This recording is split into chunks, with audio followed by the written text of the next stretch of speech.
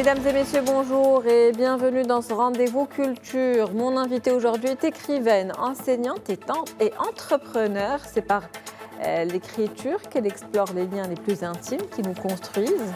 Et avec son premier roman, L'envers de l'été, elle nous plonge au cœur des souvenirs d'enfance et des secrets de famille. Une œuvre subtile et poignante.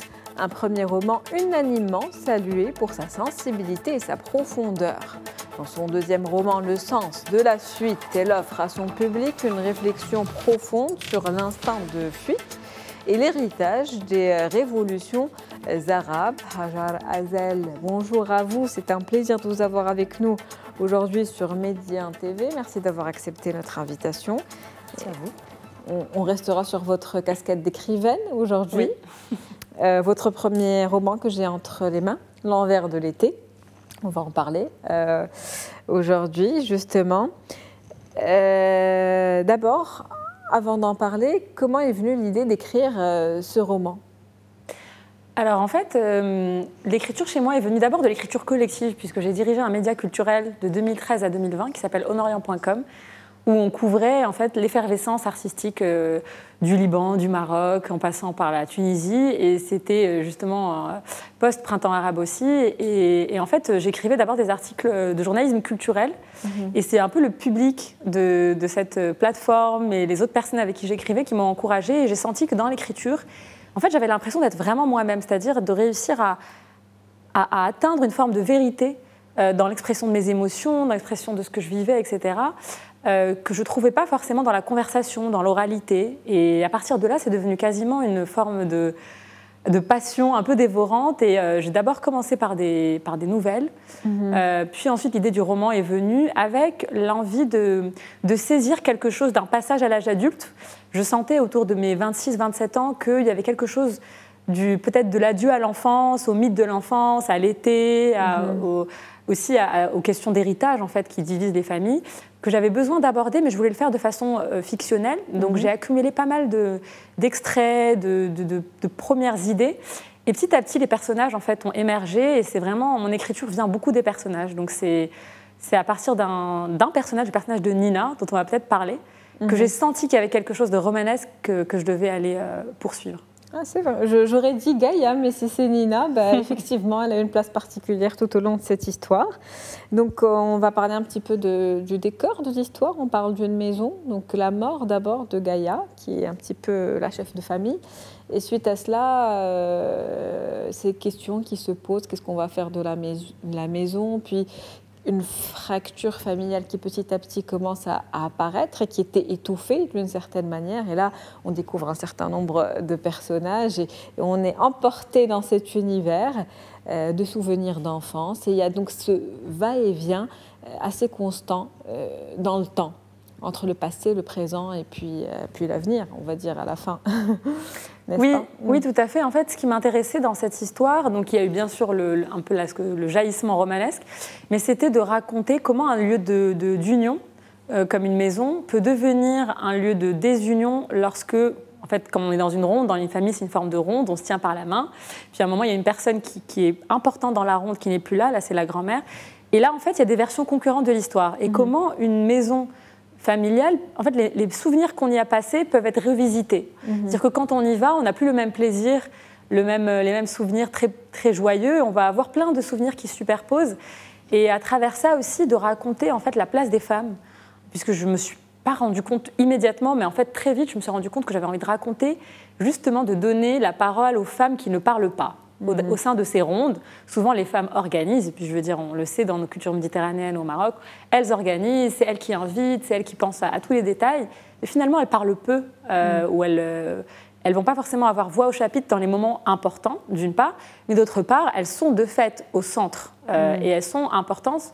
Et moi, en étant en France, en fait, en étudiant en France, je me suis rendu compte assez vite qu'il y avait une vision très cliché, en fait, des femmes arabes, et j'avais envie de montrer dans ce roman la multiplicité des envies, des contradictions aussi, qu'on peut avoir dans les sociétés méditerranéennes et qui sont, je trouve, réduites à quelque chose de très archétypal, quoi. Et c'est là que le roman peut exister, c'est que bien sûr, il n'y a pas une femme méditerranéenne dans mon roman, il y a 10 000 envies de femmes qui sont à peu près toutes contrariées malheureusement par le patriarcat, mais ce sont des femmes qui se battent, qui cherchent quand même à récupérer ce qui leur est dû. On le voit, plusieurs facettes justement de ces femmes, plusieurs personnages, vous l'avez dit, et puis comme on est dans plusieurs époques différentes, on voit aussi l'évolution de ces femmes et cette fragilité, cette frustration, cette déception qui mène par la suite vers la violence et la colère qui devient en fait omniprésente.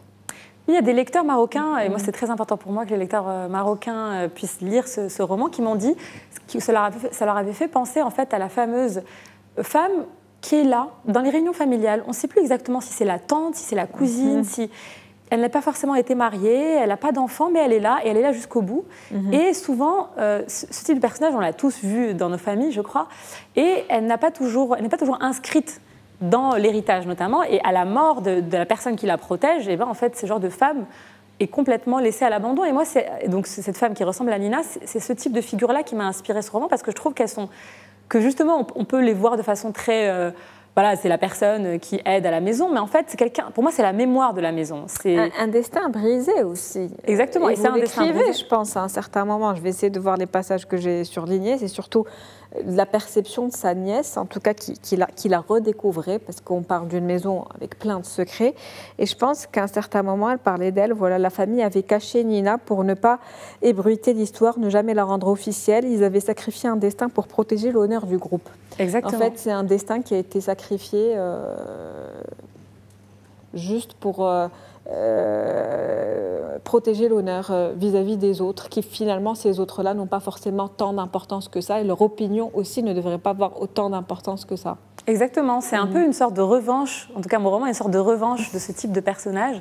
Et puis ça, évidemment, alors de façon indirecte, c'est aussi une façon de répondre à cette inégalité de l'héritage au Maroc, où les femmes héritent moins que les hommes, je trouve qu'il y a un vrai sujet, et puis j'espère que la Moudawana qui va arriver va aussi réformer un certain nombre de lois qui sont inéquitables pour les femmes. Un sujet peut-être subtil, parce qu'on ne l'a pas senti. Alors oui, justement, je profite des espaces médiatiques pour pouvoir en parler un peu plus, mais ça fait partie des choses qui m'animent, et en fait je le vois aussi dans la suite de mon travail, la place des personnages féminins est vraiment importante. Peut-être la deuxième chose que vous évoquez, sur laquelle je n'ai pas rebondi, c'est les allers-retours. Moi, c'est quelque chose qui me nourrit beaucoup. Je pense qu'à partir du moment où en fait, on a deux identités, deux villes auxquelles on est attaché, deux pays, en fait, on ne cesse d'être dans une forme d'aller-retour qui peut être une forme d'arrachement, une version mélancolique, mais c'est aussi une force créative, parce qu'en fait, on ne voit la ville que quand on s'éloigne. Quand on s'éloigne, on voit la ville dans son ensemble, par le haut ou par la perspective plus latérale.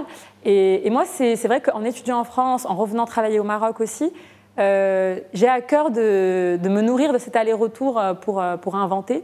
Vous êtes dans cet entre-deux. Je suis moi-même dans cet entre-deux. Et puis, cet entre-deux, je pense qu'il n'y a pas besoin d'être parti en France pour le ressentir. Il suffit d'avoir... Au Maroc, on a des cultures locales tellement fortes. Moi, entre la culture amazigh du Moyen Atlas de ma mère et la culture tangéroise de mon père, on est déjà dans deux cultures. Et dans la suite de mon travail, j'ai aussi à cœur de rassembler, en fait, des identités, des langues... par cette position d'entre-deux, justement. Après, il y a ce poids de non-dit aussi, de secrets qui finissent par éclater. Et à ce moment-là, qu'est-ce que vous vouliez vraiment véhiculer ? En fait, c'est vrai que c'était un hommage à la fois à la sagesse de femmes méditerranéennes qui peuvent être à la fois écrivaines, analphabètes, rebelles, blessées, mais qui devaient toutes exister dans ce roman, parce que moi, elles m'ont toutes transmis des choses, et je pense qu'il n'y a pas de hiérarchie à avoir vis-à-vis des modèles de modèles de vie, que toutes les femmes doivent avoir le choix. Mais d'autre part, c'est aussi une forme peut-être de critique vis-à-vis d'une difficulté à se dire au sein du groupe. Quand on est dans le groupe, et notamment l'été, donc c'est des moments très collectifs, en fait, c'est difficile de partager qui on est vraiment et même de le savoir. Et peut-être que ce non-dit vient aussi du jeu social constant. Enfin, il y a un mot, moi, que j'adore en arabe. Voilà, on finit par... Ils jouaient un jeu, ces personnages, pendant l'été, mais au final, ils revenaient à leur réalité, chacun dans sa propre réalité. Et comme vous venez de le dire si bien, on a l'impression qu'ils ne se sont jamais réellement révélés à l'autre. Et il y a donc, dans les échanges d'émotions et dans cet échange aussi, on va dire, de relations interpersonnelles, il y a une grosse perte, puisque finalement, on ne se connaît pas réellement, on n'essaie pas de se comprendre, on ne s'écoute pas, on ne s'entend pas et on ne prend pas en considération l'autre, notamment ce personnage clé dont vous parliez tout à l'heure, qui est Nina, qui finalement a été reniée même par ses frères et sœurs qui ont grandi avec elle dans la même maison, et ça, c'est triste. Oui, il y a cette part-là, et puis en même temps, il y a le personnage principal, May, qui en fait, il y a cette recherche de vérité. Et certes, peut-être le personnage qui s'en sort le mieux dans cette histoire, c'est le personnage qui va comprendre pour apaiser, faire parler ceux qui ne parlent pas pour révéler une forme de vérité, et donc interroger aussi les récits dominants, le récit de la grand-mère, qui était un récit très positif, le récit du père, qui donc a quitté le TEFL pour aller étudier ailleurs, et qui veut que ses enfants ne gardent que la part très positive. Et moi, je pense que l'âge adulte, avec toute sa dureté, c'est aussi de faire avec le monde, qui il peut être violent, il peut être difficile, de faire avec et de trouver son chemin. Peut-être ce personnage, au fil de ce roman, c'est ce qu'elle fait. Et moi, la question de l'apprentissage et des récits initiatiques m'intéresse, parce que finalement, c'est aussi une façon que le lecteur avance avec le personnage principal. Absolument, on se développe à travers le regard de ce personnage principal. Puis il y a votre deuxième roman, donc Le sens de la fuite. Le dernier pour l'instant, mais vous travaillez sur un autre. Là, on est sur un registre complètement différent. C'est toujours un roman, mais là, on va plus dans la géopolitique, dans les notions d'exil qu'on traite, le grand reportage également. Pourquoi ce changement de cap? J'ai envie de demander, est-ce que c'est un changement de cap ou c'est juste une évolution naturelle des choses? Oui, en fait, il y a une forme de continuité dans les thèmes. C'est à nouveau cette question de qui on est, comment on se rencontre, comment on se trouve à travers le voyage, à travers le déplacement, à travers un métier aussi, ce métier de journaliste de guerre. Une femme qui décide d'être journaliste de guerre, qu'est-ce que ça fait? Quelles sont nos peurs qui peuvent arriver à ce moment-là? Un roman qui a été primé. Oui, par le prix de la Grande Mosquée de Paris. Et c'est vrai que... Donc il y a cette continuité, mais moi, c'est vrai que dans mon travail, je vois en fait que la question qui m'intéresse, c'est d'interroger les narrateurs et un peu l'histoire dominante. Dans le premier roman, c'était cette grand-mère, en fait, et cette famille qui avait cette jolie histoire que le personnage principal va aller gratter. Dans le second, c'est la question des journalistes de guerre, occidentaux notamment, qui racontent les réalités, mais qui ont aussi leur propre biais. Et donc le personnage principal va en fait évoluer avec notamment le regard d'un journaliste local qui s'appelle Bassem, qui pourrait être inspiré de Bassem Youssef. Et donc cette idée de où se trouve la vérité, sans doute à l'intersection d'un regard étranger certes, mais aussi d'un regard local. Pour illustrer ça, on peut penser à Gaza aujourd'hui, où les journalistes peuvent à peine rentrer, je crois, depuis peu, alors que les journalistes palestiniens, eux, n'étaient pas entendus. Donc vraiment, à nouveau, cette question de la vérité, mais sur un plan politique, et ça va continuer. J'ai l'impression que je suis intéressée par le lien entre les petites histoires et la grande histoire, et comment la vérité se trouve dans une forme d'intersection. On va dire que ça a quand même une portée assez philosophique. Oui, c'est ma formation d'ailleurs. J'ai étudié le management et la philosophie. Donc et quelle est votre démarche artistique dans l'écriture de manière générale, si on devait parler des deux livres, du coup? Je sais pas si... Enfin, j'ai pas forcément les mots sur la démarche. Je sais que j'ai des personnages féminins quand même qui sont assez importants, avec cette idée de mouvement, de voyage. Moi, le voyage, le déplacement, c'est quelque chose qui m'inspire beaucoup. Et ce que je disais sur la grande histoire, en fait. Qu'est-ce qui nous manque dans cette grande histoire? Le roman national, il y a forcément des oubliés, en fait. Et ce qui m'intéresse, c'est de faire du roman une forme d'endroit où on reprend du recul sur les histoires admises, les histoires sur lesquelles tout le monde est d'accord. En fait, il y a toujours des oubliés, il y a toujours une autre façon de voir cette histoire. Et donc voilà, et aussi laisser la place au lecteur pour faire sa propre idée. Alors ça peut être déroutant, mais moi j'aime bien que le lecteur puisse avoir, en fait, de jouer comme un puzzle ou une forme d'énigme qu'il doit déchiffrer, il doit mettre de lui-même. Pour vivre le texte jusqu'au bout, il faut que les lecteurs mettent d'eux-mêmes, et moi je trouve que c'est intéressant. En tout cas, moi ça me plaît. Ça fait un travail d'échange entre l'auteur et aussi son public. Merci à vous, Hajar Azel. C'était un plaisir de vous avoir comme invité ce soir dans l'Invité Culture. Je rappelle que vous êtes écrivaine, enseignante et entrepreneur. C'était un plaisir. Merci beaucoup, merci à vous. Fin de l'Invité Culture. On se retrouve demain. Merci pour votre fidélité.